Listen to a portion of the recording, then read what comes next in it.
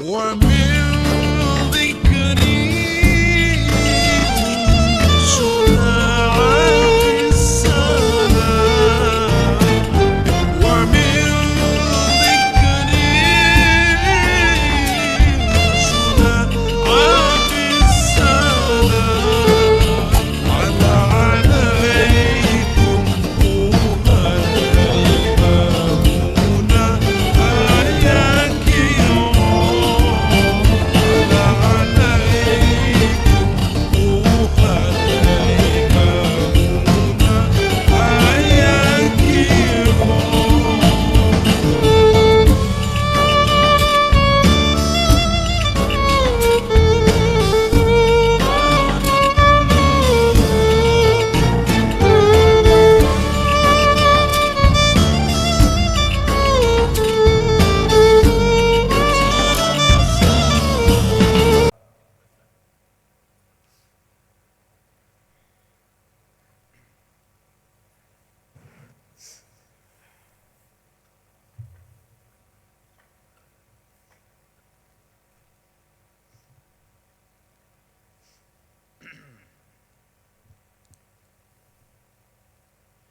Bismillahirrahmanirrahim.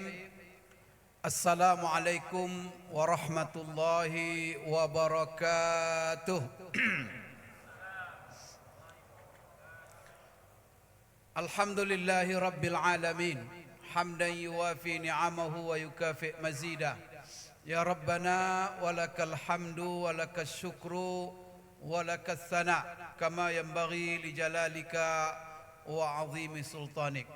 Allahumma salli wa sallim ala sayyidina wa nabiyyina wa syafi'ina wa maulana Muhammad wa ala alihi wa ashabihi wa man tabi'ahum waqtada bihadim bi ihsanin ila yaumiddin, amma ba'd. Qala Allah Ta'ala fi kitabihil karim, a'udzu billahi minasy syaithanir rajim. Wal budna ja'alnaha lakum min sya'airillah lakum fiha khair fadhkuru ismallahi 'alaiha shawab fa idza wajabat junubuha fakulu minha wa at'imul qani'a wal mu'tar kadzalika sakharnaha lakum la'allakum tashkurun. Wa qala ta'ala wal fajri wa layalin 'ashr wash syaf'i wal watr.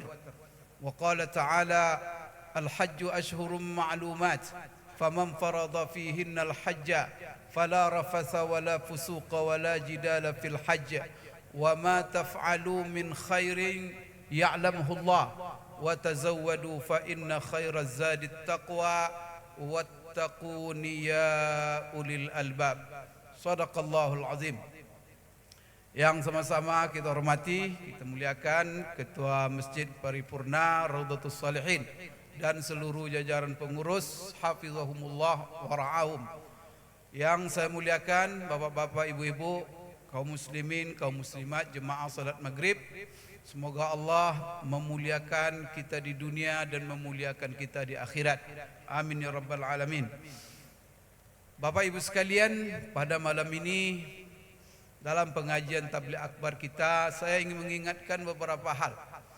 Pertama sekali, bahwa kita sekarang berada di bulan Zulqa'dah dan kita sudah hampir pada minggu terakhir bulan Zulqa'dah. Maka untuk kita ketahui bahwa bulan Zulqa'dah ini salah satu bulan yang diistimewakan oleh Allah daripada bulan-bulan yang lainnya. Maka ini perlu kita selalu diingatkan, karena selagi kita hidup tidak bisa lepas dari waktu, hari, pekan, bulan, tahun. Maka jangan sampai kita rata saja seluruh waktu yang kita lalui, tidak. Karena yang menciptakan kita Allah, yang menciptakan waktu untuk kita juga Allah Subhanahu wa taala. Dan Allah telah berkehendak membeda-bedakan waktu yang kita lalui sepanjang hidup kita.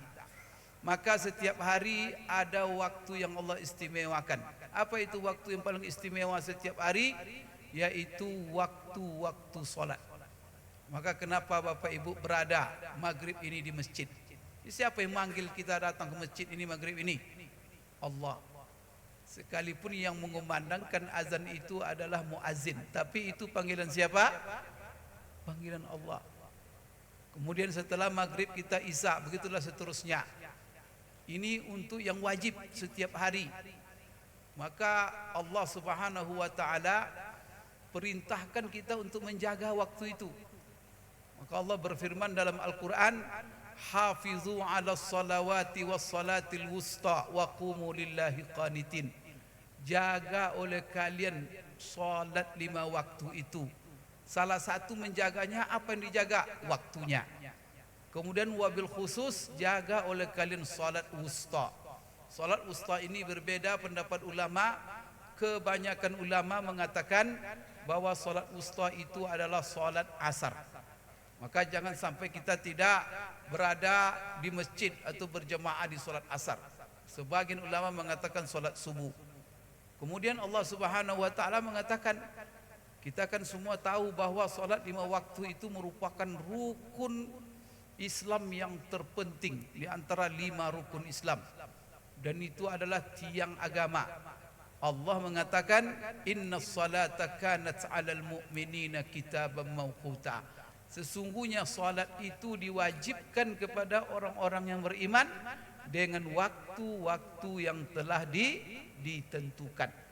Maka yang paling kita jaga, maka jangan sampai kita hanya menjaga jadwal duduk di warung kopi saja. Jam sekian saya ngopi, itu tidak pernah meleset. Tapi kalau salat, sering meleset. Itu ingat itu, kita hidup ini bukan untuk makan. Kita hidup bukan untuk minum. Tapi apa tujuan Allah memberikan kehidupan dan nikmat ini kepada kita? Wa ma khalaqtul jinna wal insa illa liya'budun. Allah tidak memberikan nikmatnya kepada kita, mulai daripada menciptakan kita dan seluruh nikmat yang nak anugerahkan, kecuali untuk apa? Supaya nikmat itu kita gunakan untuk beribadah. Di dalam surah Al-Baqarah Allah mengingatkan juga. Pertama Allah dahului perintah dulu. Setelah itu Allah jelaskan nikmatnya. Ya ayyuhan nasu ubudu rabbakumul ladzi khalaqakum walladzina min qablikum la'allakum tattaqun. Hai manusia, beribadahlah kamu hanya kepada Tuhanmu yang telah menciptakan kamu dan orang-orang sebelum kamu, semoga kamu bertakwa. Lalu Allah hitung nikmatnya satu-satu. Allazi ja'ala lakumul arda firasha was samaa'a binaa'a wa anzala minas samaa'i maa'a fa akhraja bihi minas samarati rizqan lakum. Allahu akbar. Fala taj'alu lillahi andada wa antum ta'lamun. Setelah itu Allah sambung lagi. Wa in kuntum fi raibim mimma nazzalna ala abdina fa'tu bi suratin min misli wad'u syuhada'akum min dunillahi in kuntum shadiqin. Bahwa berujung dengan nikmat yang termahal, yaitu nikmat Al-Quran. Maka di sini Bapak Ibu sekalian, untuk apa Allah berikan nikmat? Untuk ibadah. Kemudian setiap pekan yang kita lalui juga ada waktu yang istimewa. Tapi kalau untuk ibadah sunat kita, Bapak Ibu sekalian, yang paling istimewa itu adalah untuk ibadah sunat adalah sepertiga terakhir malam. Di situ Allah memanggil kita, hai hamba-hambaku, bangun. Itu sepertiga malam itu waktu yang paling mulia untuk ibadah sunat, solat sunat yang disebut dengan solat sunat tahajud. Allah panggil kita, bangun.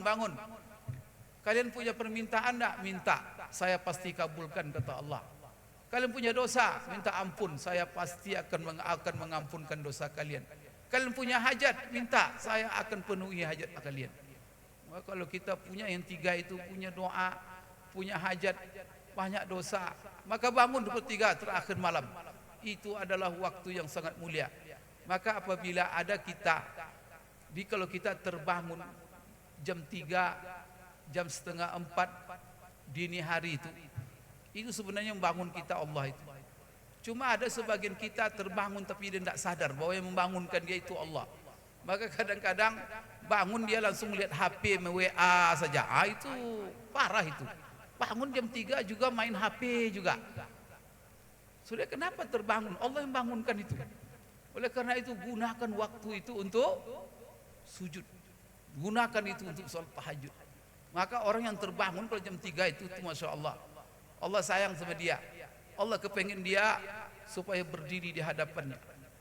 Bapak Ibu sekalian, setiap pekan kan ada waktu yang paling mulia, yaitu hari Jumat.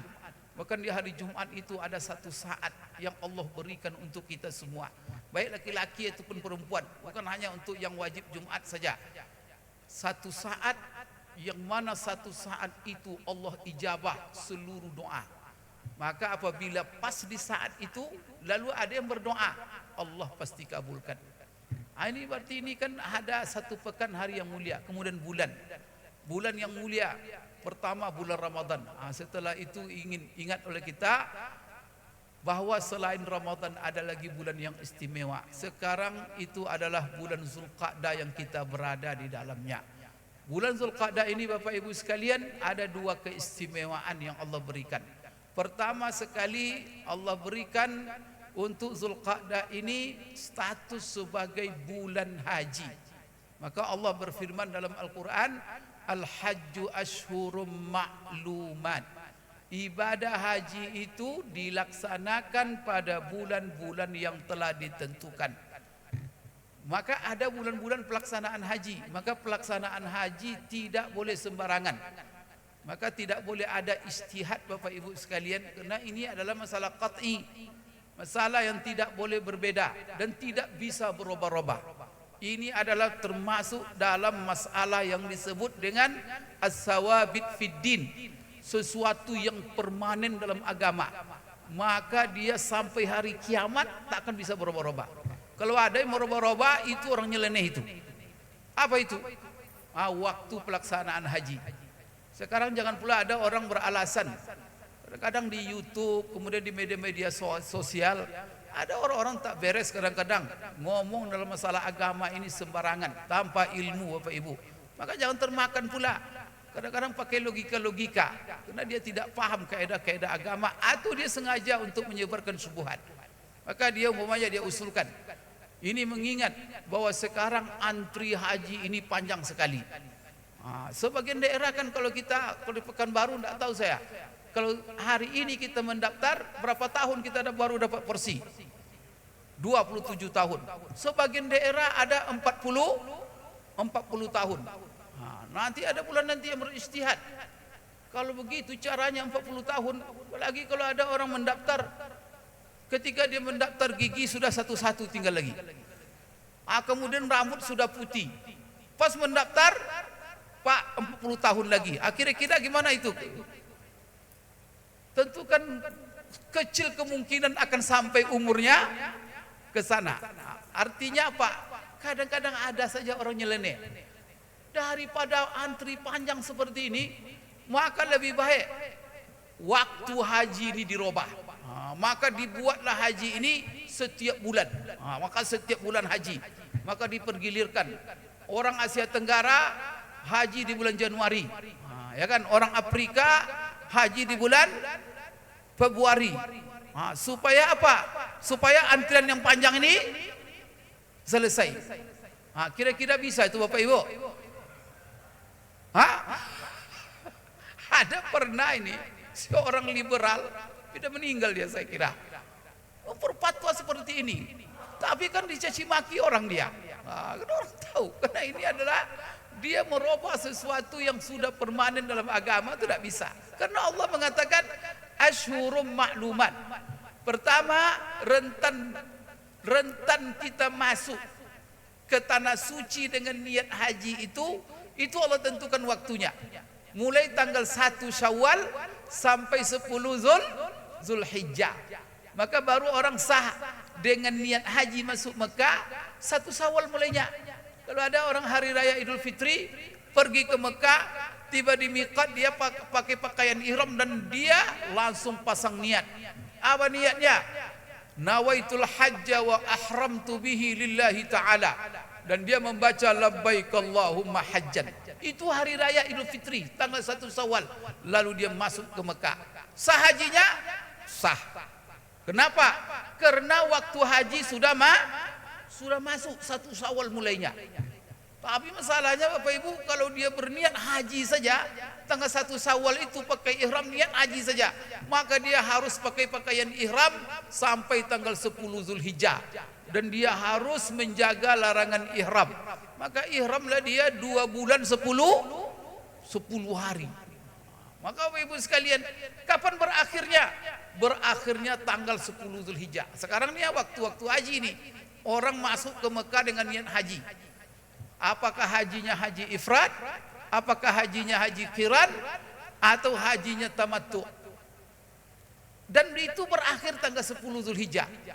Maka kalau ada orang datang ke Mekah, tanggal 11 Zulhijjah dia datang ke Mekah. Lalu di miqat dia pasang kain ihram dan pasang niat, nawaitul hajja labbaik Allahumma hajjan. Sah hajinya tanggal 11 Zulhijjah. Kenapa? Karena waktunya sudah tutup. La ilaha illallah. Kita ni Bapak Ibu ya, Allah beri jadwal. Jangan kita mendahului dan jangan pula kita melampaui. Maka kemarin ingat kita puasa kemarin, Masya Allah Ramadan. Bagaimana Masya Allah disiplinnya kita dengan jadwal yang telah Allah berikan. Kata Allah, kalian boleh makan, wa kulu washrabu hatta yatabayyana lakumul khaytul abyadu minal khaytil aswadi minal fajr. Silakan makan, silakan minum, tapi sampai fajar cuma. Kalau sudah fajar, la. Thumma atimmus siyama ilal laili. Mulai kalian menahan.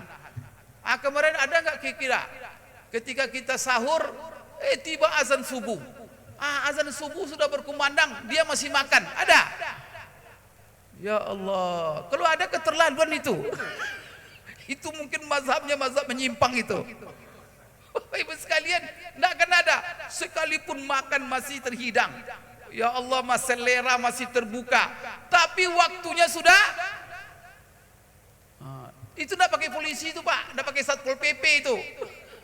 Semua berhenti. Masya Allah, kalau dikumpulkan kita Pak tuh berhenti serentak. Itu Masya Allah, indahnya pemandangan itu ya. Tanpa dikawal, tapi semua otomatis berhenti. Apa yang membuat mereka berhenti? Tidak lain kecuali takwa. Iman yang melahirkan takwa kepada Allah. Begitu juga kita coba seketika kita berbuka puasa. Berapa banyak kita siang itu bekerja, beraktivitas, haus, lapar kan? Kadang-kadang menjelang berbuka makanan sudah disediakan. Di meja sudah ada makanan, kita duduk. Tapi azan maghrib belum berkumandang, ada yang minum lebih dulu. Masya Allah, walaupun haus, walaupun lapar, makanan itu cuma dilihat. Tapi pas azan, Allahu Akbar. Pemandangan dahsyat ya. Kalau begitulah disiplinnya umat Islam ini dalam seluruh rincian syariat ini. Allahu Akbar. Sebenarnya itu kan latihan itu. Haji juga begitu. Haji diatur waktunya 1 Syawal sampai 10 Zulhijjah. Bapak Ibu sekalian, maka Zulqa'dah ini masuk dalam kategori bulan haji. Bulan yang mana Bapak Ibu sekalian, orang-orang berangkat ke Mekah dengan niat haji. Namun orang kita Indonesia ini paling banyak Bapak Ibu, dan juga di seluruh dunia paling banyak memilih haji tamattu, yang mana mereka di bulan-bulan haji ini, jadi ini bulan haji kita sekarang, tapi mereka masuk ke Mekah hanya dengan niat umroh dulu. Maka pas mereka dari Madinah umpamanya dari Bir Ali pakai kain ihram dan pasang niatnya cuma umroh saja. Maka nawaitul umrata wa ahramtu biha lillahi ta'ala, maka pasang niatnya dan mereka menyebut labbaik Allahumma umrah. Maka masuk pertama bukan niat haji, langsung umrah. Maka tiba di Mekah, mereka tawaf, lalu sa'i. Setelah sa'i mereka mencukur. Habis mencukur, langsung tanggalkan kain ihram. Lalu mereka bersenang-senang di Mekah. Maka saya hari-hari ini banyak sekali mendapat pertanyaan dari jemaah yang ada di Mekah. Salah satunya, Pak Ustadz, gimana ini? Kami sudah pakai pakaian biasa ini. Kami sudah umrah. Bolehkah kami Pak Ustaz? Salah satunya berhubungan suami istri kami belum haji. Kan begitu itu. Maka saya bilang tak ada masalah. Karena sekarang tidak lagi dalam kelarangan ihram. Maka itu namanya haji tamattu. Kapan mereka nanti pasang niat haji?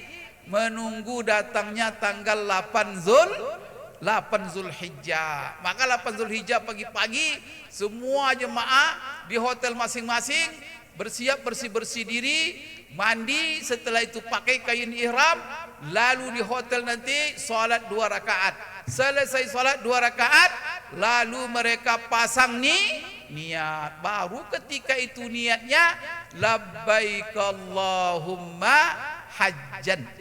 Maka orang seperti ini Bapak Ibu sekalian, hajinya adalah haji tamattu. Tapi kalau tadi yang pasang niat haji saja dari awal, itu ihramnya lama. Itu haji ifrat namanya. Konsekuensinya apa? Dia tidak dikenakan bayar dam. Yang dikenakan bayar dam itu ada 2 macam haji. Pertama haji qiran, yang mana orang pas dia pertama masuk Mekah, langsung dia berniat 2 sekalian. Niat haji dan umrah. Maka dia pasang niat begini. Nawaitul hajja wal umrata lillah. Nawaitul hajja wal umrata wa ahramtu bihima lillah. Ya Allah, aku berniat melaksanakan haji dan umrah sekaligus karena Allah. Jadi kerjanya 1 tapi dapatnya 2. Tapi konsekuensinya apa? Semenjak dia berniat harus pakai kain ihram sampai tanggal 10 Zulhijjah. Kalau yang tadi kan cuma haji saja, itu ifrad. Yang kedua pasang niat langsung haji dan umrah, itu namanya qiran. Maka dia harus pakai ihram sampai 10 Zulhijjah dan konsekuensinya dia harus menyembelih dam. Maka kena sanksi 1 ekor kambing. Yang ketiga masuk ke Mekah dengan niat umrah saja. Hajinya nanti baru tanggal 8 Zulhijjah. Inilah rata-rata yang dilakukan oleh jemaah kita. Maka mereka dikenakan dam. Dam itu adalah menyembelih kambing. Cuman pada hari-hari ini ada isu Bapak Ibu sekalian, ada pula fatwa atas siapa-siapa pula yang berfatwa. Dam itu dibayar saja di Indonesia, disembelih di Indonesia katanya. Ini tidak tahu siapa pula yang berfatwa ini. Maka tak perlu. Padahal Bapak Ibu sekalian, ibadah itu oleh Allah ada ibadah yang berhubungan dengan waktu. Maka jangan dicoba-coba di luar waktu itu. Seperti namanya wukuf di Padang Arafah. Bisa diganti tanggal 9 itu. Umpamanya kena mengingat jemaah haji banyak sekali, maka gantian. Padang Arafah itu kan terbatas tempatnya, maka gantianlah. Tanggal 1 Zulhijjah nanti orang Asia yang wukuf. Tanggal 2 Zulhijjah bisa itu. Maka dia wukuf, maka di situ wukuf di Padang Arafah itu baru sah dan dia sakral Bapak Ibu kalau bertemu 3 hal. Kalau kurang 1 tak ada gunanya. Dan tak ada sakral Arafah itu. Yang pertama tempat. Maka tempatnya di Padang Arafah. Mana lokasi Padang Arafah itu? Itu sudah dibuat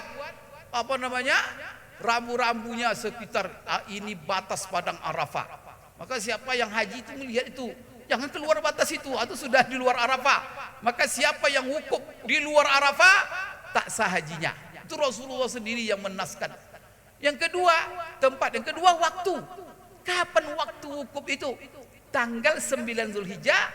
Kemudian bukan hanya tanggal saja, waktunya juga di tanggal 9 itu dari kapan mulainya? Mulainya dari tergelincir matahari sampai terbenam, itulah waktu wukuf. Maka kalau ada orang wukuf pagi, menjelang zuhur keluar dia wukuf, dia pagi tanggal 9 itu, sah hukumnya? Tidak sah. Dan tidak sah hajinya. Karena waktu wukuf itu adalah tergelincir matahari. Jadi wukufnya tempatnya di Padang Arafah. Yang kedua waktunya setelah tergelincir matahari. Yang ketiga baru dapat dia keutamaan wukuf itu kalau dia berada di waktu itu di Padang Arafah itu dia lagi pakai ihram atau niat ihram haji. Baru itu kumpul 3. Wukufnya di padang Arafah, waktunya setelah tergelincir tanggal 9, kemudian dia pakai ihram dengan niat haji. Kalau ada orang di waktu itu di padang Arafah, ada dia di waktu itu di padang Arafah, tapi Bapak Ibu dia pakai pakaian biasa, rupanya jualan dia di padang Arafah, dapat dia keutamaan. Jualan. Bapak Ibu sekali, maka tiga-tiga itu harus ada. Maka ini tidak bisa dirubah-rubah itu. Wah, kena perubah zaman sekarang, kena terlalu banyak manusia, Pak. Bisa Bapak Ibu sekalian. Dam juga begitu. Dam tamattu itu berhubungan pertama sekali dengan kriteria hewannya. Yang kedua berhubungan dengan tempat penyembelihannya. Kemudian yang ketiga berhubungan dengan waktunya. Itu. Maka jangan di karang-karang. Maka pertama sekali hewan yang disembelih apa? Minimal kambing. Kalau mau lebih silakan. Tapi jangan bergeser daripada hewan ternak. Tapi kalau seandainya disembelihnya rusa ganti kambing, sah. Tak sah dia. Coba. Yang kedua, dam itu apa? Harus tempat disembelih di tanah haram. Maka siapa yang menyembelih damnya di luar tanah haram, maka tidak sah. Maka diulang. Maka kalau ada yang menyembelih dam tamattu'nya di Pekanbaru, diulang cepat. Maka kalau ada kemarin Bapak Ibu yang mengumpulkan dam di Pekanbaru, disembelih, balikkan lagi. Maka ulama mengatakan cuma boleh mencari hewannya itu di luar kota Mekah, di tanah haram, di luar tanah haram, itu boleh di luar mencari hewannya. Tapi kalau sudah dapat hewannya, masukkan ke tanah haram, sembelih di tanah haram. Maka tempat, kadang-kadang orang tidak mengerti, kadang-kadang Bapak Ibu, ada ibadah itu tidak sah kecuali di tempat itu, karena Allah hubungkan dengan tempat. Contoh umpamanya tawaf, sah tawaf di mall, atau dibuat Ka'bah-Ka'bahan di sini, satu tawaf sah tawafnya. Tawaf di Ka'bah, Pak. Dan itu syarat tawaf di Ka'bah itu ada 7 baru sah. Pertama Pak, tawaf startnya itu harus dari Hajarul Aswad. Bisa Hajarul Aswad dibuat di Indonesia.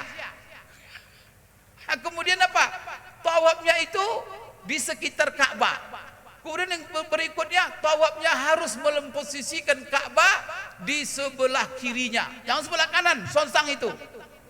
Kemudian Bapak Ibu, dia harus sekarang bersuci. Kemudian harus menutup aurat. Kemudian apa? Tawaf itu harus dilakukan dalam masjid. Tidak boleh di luar masjid haram. Itu tuh ketentuan. Nanti ada pula orang meroba-roba. Kena Ka'bah itu sempit.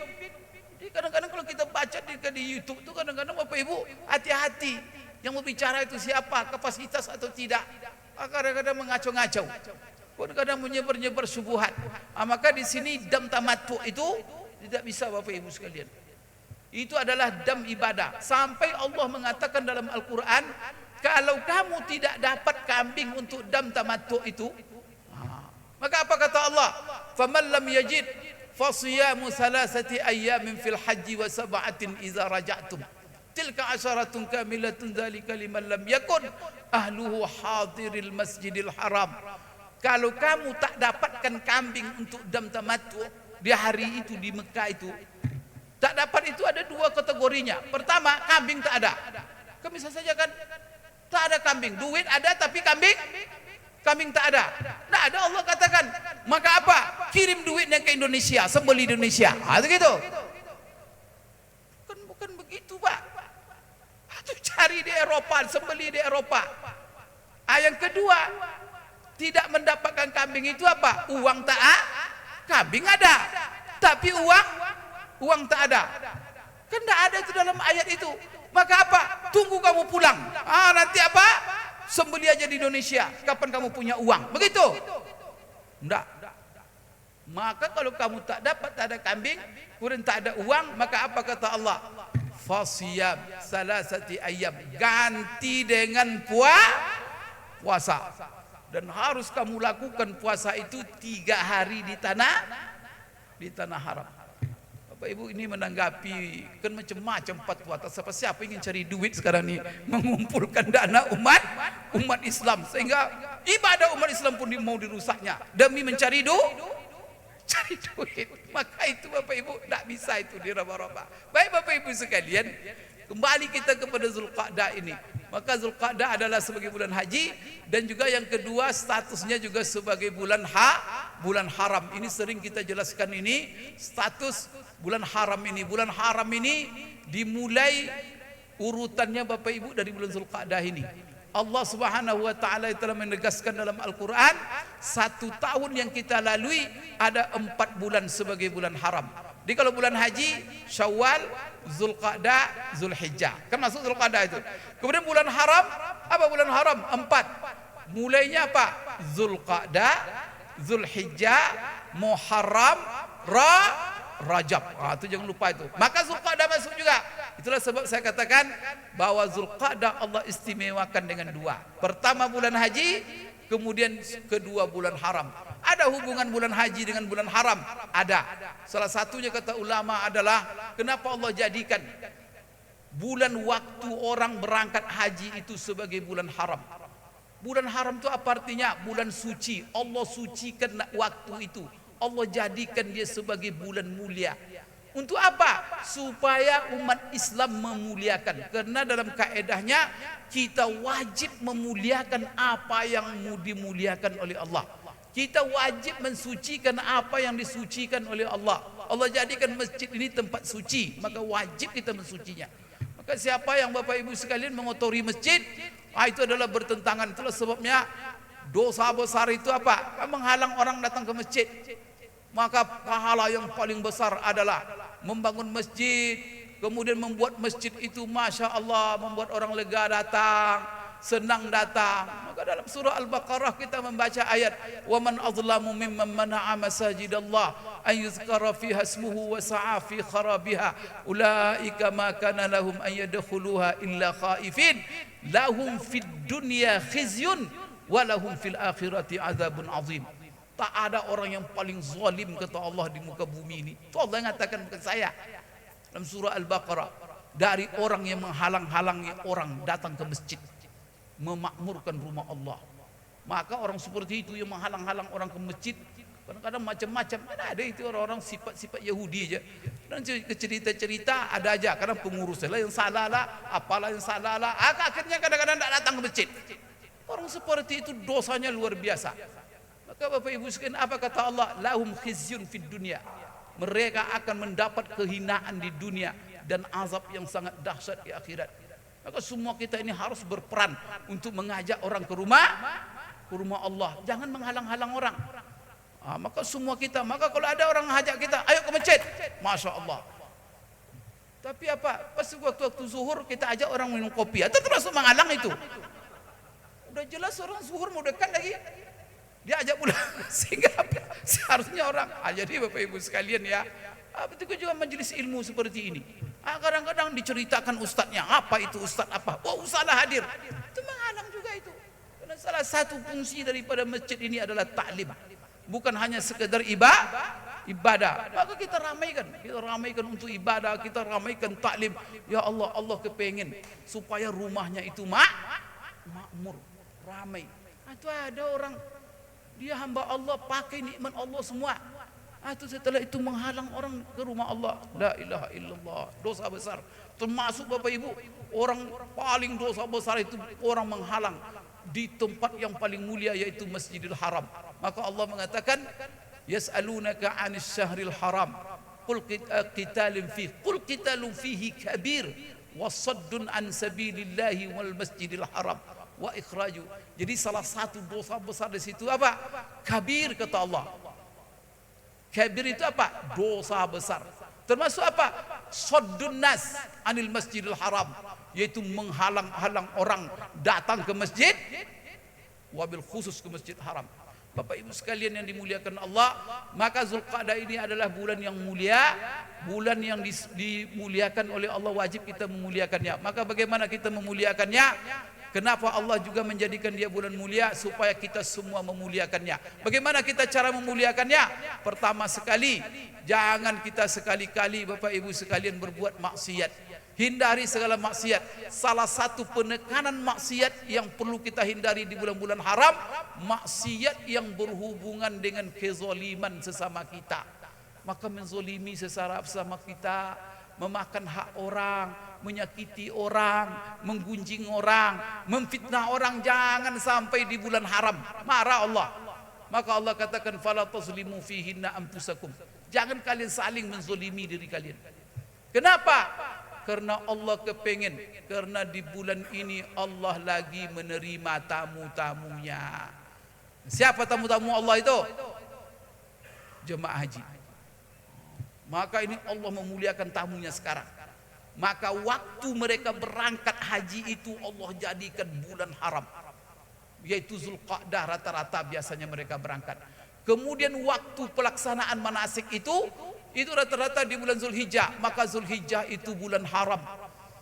Maka Bapak Ibu sekalian, manasik, puncak manasik apa? Wukuf di padang Arafah. Wukuf di padang Arafah tanggal 9 Zulhijjah. Zulhijjah adalah bulan haram. Mabit di Muzdalifah tanggal 10, malam ke-10 Bapak Ibu sekalian, itu adalah bulan haram, Zulhijjah itu. Kemudian juga di Mina 10, 11, 12, 13, itu kan semua Zulhijjah. Semua pelaksanaan itu adalah di bulan haram. Tawaf ifadah, sa'i, coba rukun-rukun haji semuanya berkumpul. Kita mulai niat haji tadi tanggal 8, karena rukun haji itu kan 6. Pertama sekali niat, yang kedua wukuf di padang Arafah, yang ketiga adalah tawaf atau ifadah, yang keempat adalah sa'i, yang kelima adalah mencukur, yang keenam harus dilakukan dengan tertib. Itu semua di bulan Zulhijjah, dan bulan Zulhijjah itu adalah bulan haram. Maka kemudian juga Bapak Ibu sekalian, Allah muliakan tamu-tamunya ini, bahwa seluruh pelaksanaan manasik itu yaitu di tempat, di teritorial yang Allah jadikan teritorial itu sebagai tanah haram.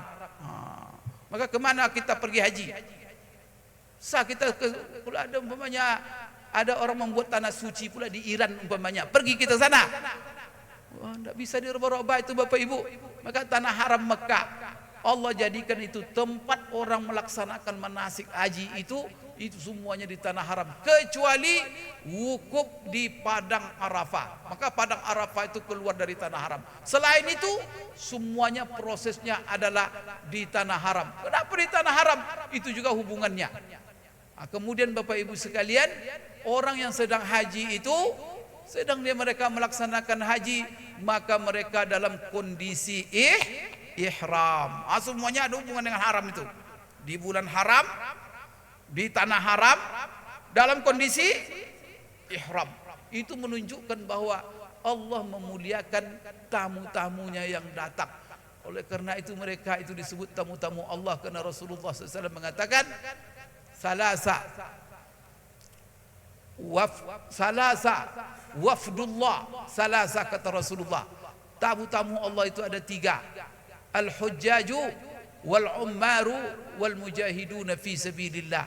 Tamu Allah itu ada 3 golongan manusia. Siapa mereka? Orang-orang yang haji. Yang kedua, orang-orang yang umrah. Ketiga, orang-orang yang berjihad di jalan Allah. Apa wejangan yang Allah janjikan untuk mereka? In istaghfaru in da'ahu ajabahum. Ketika mereka pergi haji itu, kalau benar semua pelaksanaannya, kalau mereka berdoa, Allah pasti kabulkan doa mereka. Wa in istaghfaruhu ghafara lahum.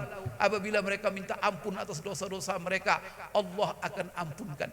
Bapak Ibu sekalian, di sini saya perlu menyampaikan, mengingat Bapak Ibu sekalian bahwa antrian haji ini kan panjang. Bagaimana nih Pak Ustadz? Berarti kami tidak wajib haji. Di sini Bapak Ibu sekalian, kan wajib haji biasanya yang kita baca di kitab-kitab kuning itu yang ditulis oleh ulama-ulama dulu. Kewajiban haji itu adalah istita'ah, yaitu sanggup. Cuma dalam kitab-kitab mereka itu yang diuraikan, sanggup itu hanya 3. Pertama adalah sanggup dari sisi materi. Ada duit untuk membayar seluruh akomodasi, transportasi, termasuk duit yang ditinggalkan untuk keluarga selama berangkat haji. Itu pertama. Yang kedua, sanggup secara fisik. Apa ukuran sanggup secara fisik? Minimal Bapak Ibu dia bisa duduk di atas kendaraan. Tapi kalau tidak bisa duduk lagi, tergelentang aja, itu tidak wajib lagi itu. Kemudian yang ketiga Bapak Ibu, aman di jalan. Itu disebutkan di kitab-kitab kuning dulu. Tapi sekarang kalau ada tiga ini, di jalan aman, kemudian duit ada, badan sehat, bisa berangkat sekarang? Bisa berangkat. Apalagi ada yang hilang? Porsi. Karena dulu tidak ada pembatasan, dulu di zaman-zaman ulama-ulama mazhab, tak ada pembatasan Pak. Pembatasan bilangan hitungnya haji ini kan baru-baru ini. Maka dalam kitab-kitab kuning tidak ada syarat itu. Tapi karena ini sudah merupakan kesepakatan umat Islam, dan ini adalah karena maslahat, boleh itu membatasi. Apakah bid'ah membatasi jumlah jemaah haji itu? Karena Rasulullah tak pernah membatasi, sahabat tak pernah membatasi, sampai Bapak Ibu tidak ada membatasi. Saya tahun berapa? Tahun 90-an sampai tahun 95 saya ingat haji. Itu banyak orang-orang pergi haji 2 minggu orang kan berangkat haji, itu 2 minggu dia mendaftar berangkat itu. Karena yang diminta 200.000, yang mendaftar cuma 70.000, sedikit Pak. Maka itulah dulu orang bisa tanggal hari terwiyah bisa langsung ke Mina semuanya. Sekarang tidak bisa lagi ke Mina karena tersaking banyaknya jemaah haji. Maka di hari terwiyah itu tanggal 8 setelah mereka berniat pakai ihram haji, langsung mereka di drop ke Padang Arafah. Seharusnya ke Mina itu, bukan ke Padang Arafah. Karena itu hari terwiyah, harus mereka bermabit, disunatkan bermabit di Mina semalam, melaksanakan sholat 5 waktu, zuhur, asar, maghrib, isya, subuh. Subuh tanggal 9 itu baru berangkat. Dari mana berangkatnya ke Arafah? Dari bukan dari hotel, dari Mina Pak. Dari Mina dia berangkat menuju Arafah. Sekarang dari mana? Dari hotel langsung tembak ke Padang Arafah. Masalahnya Pak, ini betul tidak? Betul Pak, tidak ada salah. Seperti tadi juga mungkin ada yang bertanya, boleh ini membatasi kota-kota haji ini karena maslahat. Karena kita kan tahun-tahun dulu kita menyaksikan berapa ratus, kadang-kadang ribu yang meninggal kadang-kadang. Karena ibadah itu bukan untuk membunuh. Kemudian kerajaan Saudi mereka tidak mampu untuk menjamin keamanan kalau seandainya dibuka keran ini tanpa batas, atau nyawa melayang nanti. Ditambah lagi ada orang yang tidak paham haji ini, pergi dia melontar Pak, katanya melontar setan. Diambilnya batu sebesar-besar kepala begini ya, pecah kepala orang. Tidak ada Pak, datang ke Mekah itu tidak belajar manasik. Itu masalahnya. Untuk kalau Indonesia ini kan rapi, tapi negara lain Pak, banyak negara lain itu belajar dari kita ke Indonesia. Bagaimana manajemen kemudian administrasi haji ini luar biasa. Orang jemaah haji Indonesia ini selalu mendapat juara 1 dalam keteraturan manajemen hajinya. Maka mereka Pak, kadang-kadang coba Bapak lihat ketika mereka melontar, berlari mereka Pak, berlari sambil mengambil. Gimana Pak, takkan terbunuh-bunuh orang? Itulah sebabnya demi maslahat menjaga nyawa, maka dibuatlah kebijakan kota harus dibatasi. Maka sekarang apa? Muncul syarat yang keempat, wajib haji, yaitu apa? Dapat porsi. Maka kalau tidak dapat porsi, tak wajib haji Pak. Sekarang gimana Pak Ustadz? Saya mengajar Pak Ustadz, uban sudah banyak ini Pak Ustadz. Gigi udah goyang semua Pak Ustadz. Kalau saya daftar 40 tahun akan datang, 30 tahun gimana? Tidak ada harapan nih Pak Ustadz. Gimana? Padahal saya punya uang, badan saya sehat, di jalan aman. Walaupun ada perang Amerika sekarang dengan apa? Sekarang berhenti mereka perang karena sekarang lagi gencatan senjata. Bapak Ibu sekalian, cuma porsi tak dapat. Maka bagaimana? Maka di sini Bapak Ibu sekalian, bagi yang sudah sanggup punya tidak tadi, sudah punya uang, badan sehat, daftar sekarang. Oleh karena daftar sekarang, kemudian bayar lunas. Setelah itu serahkan kepada Allah. Gitu. Kalau alhamdulillah panjang umur sampai kepada porsi datang, berangkat. Tapi kalau sempat lebih dulu ajal dari porsi. Lebih dulu ajal dari porsi. Kalau lebih dulu ajal dari porsi gimana? Alhamdulillah Bapak sudah berniat. Maka niat itu apa bukti niat? Ada action. Maka kita baru disebut niat salat. Kalau kita pasang niat, kemudian diiringi langsung dengan takbiratul ihram. Maka kalau ada orang tadi salat maghrib dari rumah menuju masjid, itu niat dari rumah. Itu yang dari rumah itu belum niat itu. Karena baru mulai-mulai. Baru yang disebut niat kapan? Yang berbarengan dengan takbir. Maka Bapak, apa bukti Bapak bahwa Bapak berniat haji? Bapak berniat dan Bapak bayar. Berarti kan niat Bapak sudah meninggal nanti dulu ajal daripada porsi. Alhamdulillah. Innamal a'malu binniyat wa innamal likulli imri'in ma nawa. Maka jangan ada nanti anggapan karena porsi ini lama, oleh karena itu saya tak daftar haji. Jangan. Maka daftar sekarang, bayar Bapak Ibu sekalian. Setelah itu nanti ada pula yang kedua. Pertama ya innamal a'malu binniyat. Karena kita sudah niat, tapi ajal lebih dulu, insya Allah Allah tuliskan haji untuk kita. Yang kedua, kalau sudah kita bayar, jangan tak dibayar. Ahli waris kita terpaksa dan harus wajib dia untuk menghajikan kita. Maka duit itu enggak akan dia ambil, enggak dibagi-baginya sebagai waris, maka diambilnya untuk menghajikan kita karena kita sudah bayar. Bapak Ibu sekalian, itu dapat saya sampaikan karena waktu Isa sudah masuk, karena singkatnya waktu. Maka mudah-mudahan apa yang saya sampaikan ini ada manfaat. Dan ingat, jangan lupa Bapak Ibu, ada hari yang paling mulia. Nah, kita masih bertemu, ini sudah lewat nanti waktunya, 10 Zulhijjah hari pertama. Jadi bulan haram yang 3 berturut-turut ini, Zulqa'dah, Zulhijjah, Muharram. Ini bulan istimewa semua. Tapi ada lagi yang paling istimewa, yaitu 10 hari pertama bulan Zulhijjah. Ini sebenarnya perlu penjelasan Bapak Ibu. Tapi ingat, ini hari yang paling istimewa sepanjang tahun yang kita lalui. Ada 210.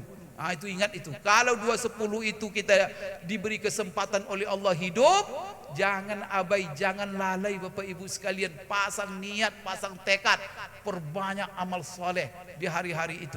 10 yang 2 itu apa? 10 terakhir Ramadan 1, alhamdulillah sudah berlalu. Yang kedua, 10 hari pertama bulan Zulhijjah. Apa amal yang sangat penting? Maka kalau datang 10 hari pertama bulan Zulhijjah, sebagaimana yang diceritakan oleh Hafsah binti Umar bin Khattab, istri Rasulullah sallallahu alaihi wasallam, ada 3 puasa yang tak pernah ditinggalkan Rasulullah sepanjang tahun, puasa sunat. Apa yang pertama? Yaitu puasa hari Asyura. Yang kedua, puasa 3 hari setiap bulan. Yang ketiga, puasa 9 hari pertama bulan Zulhijjah. Maka tanggal 1 sampai tanggal 9, maka nanti isi dengan puasa. Bapak Ibu, kenapa dengan isi dengan puasa? Sebab kalau dengan puasa pertama, puasa itu kata Rasulullah benteng.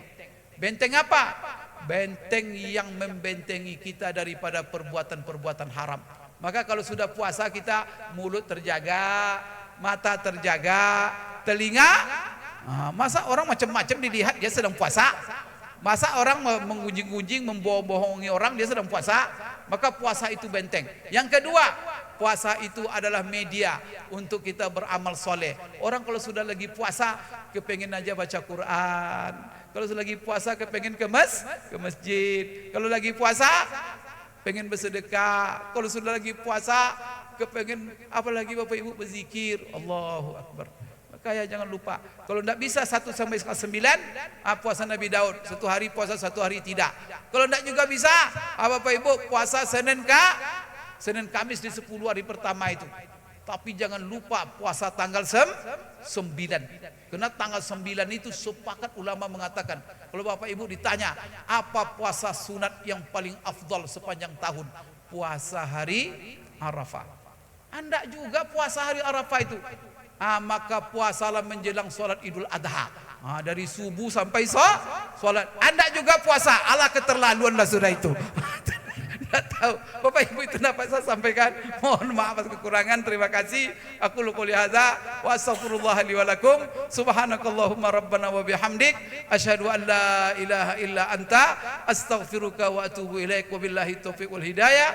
Assalamualaikum warahmatullahi wabarakatuh. Waalaikumsalam warahmatullahi wabarakatuh. Terima kasih kita ucapkan kepada Ustadz yang telah menyampaikan tausiah kepada kita semua. Semoga dapat kita aplikasikan dalam kehidupan kita sehari-hari. Baik, demikian, lebih kurang mohon maaf. Assalamualaikum warahmatullahi wabarakatuh.